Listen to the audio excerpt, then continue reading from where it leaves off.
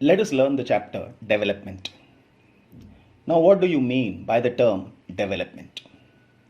Well, it is a process of economic and social advancement in terms of quality of human life.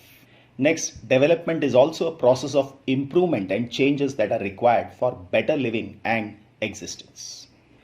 Now, in this chapter, we shall discuss about economic as well as human development.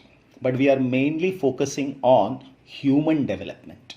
And if at all human development has to take place, then the human beings as individuals should have goals. And the goals of individuals differ from one to another. If we take a few examples like landless rural laborer, his goal is better wages, more days of work, local school for children, and no social discrimination. Similarly, if I go for a prosperous farmer from Punjab, he wants high price for the crops, high family income, and hardworking and cheap laborers. Then if I am going for a farmer who depends only on rain for growing crops, he requires, first thing is rain, so it is adequate rainfall. Second, if possible, it is irrigation facility because he can grow multiple crops. So he can grow 2 to 3 crops in 1 year because he has an assured supply of water. Then a rural woman from land-owning family. She needs a share in the family land holding and respect, dignity and quality education for children. If I take an urban unemployed youth, he requires a job, so it is employment. Second, not only job, it should be job security. A girl from rich urban family, it will be safe and liberal environment. Second, studies abroad. And third, the brother should contribute. Now a boy from a rich urban family, he needs carefree life. Next, studies abroad. Adivasi from Narmada Valley. Now these Adivasis have been fighting over a cause, that is, on the river Narmada, Sardar Sarovar Dam is developed. And because of that, many villages, that is the villages of the Adivasis, have become landless.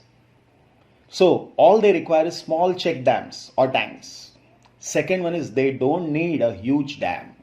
So no huge dam construction. This would be for a poor Adivasi.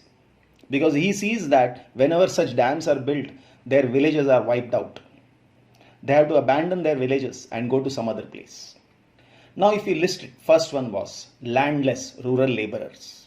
Second, prosperous farmer from Punjab. Farmer who depends only on rain for growing crops.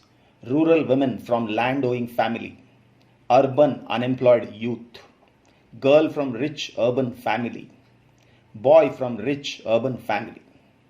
Now these are all individuals who had their goals. So the question is, people's development goals vary. Explain with example, and this would be the answer. Now, on the other hand, if you look carefully, when I take any two, they will have conflicting goals. So the question is, explain how two groups may have conflicting notions of development. And to understand that, we have already seen prosperous farmer from Punjab and landless rural laborer. Now, what is conflicting? On one side, it is hardworking and cheap laborers. This is what is needed by the rich man. And the poor man requires better wages, which is the opposite of this, and more days of work. But if you take a rich person, it is less days of work because then he has to pay less. A boy, that is rich urban family, and a girl from rich urban family. One is a carefree life, another one is a safe and liberal environment. So both are different. Third, an Adivasi from Narmada Valley and an industrialist. An Adivasi says no huge dam construction. An industrialist will say more dams and more electricity. The reason is that would be good for their industries. So these are examples of conflicting goals. Now the question, mention any 3 characteristics of development. First of all, different people have different development goals. Income is the most important component of development for some people, and it may be destructive for others. For development, people look at mixed goals. And besides seeking more income, people also seek things like equal treatment, freedom, security, and respect.